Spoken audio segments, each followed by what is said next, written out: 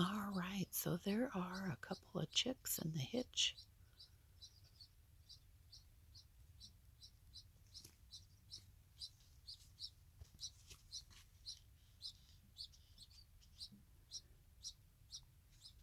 But you can't see them.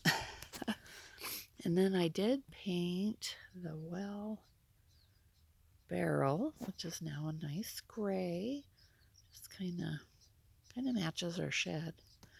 The cows are out today, and it just looks like a black blob.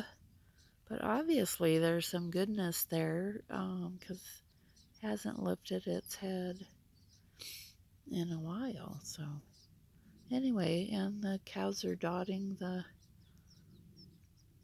greenery out there. So kind of cool. We'll see you later. Bye.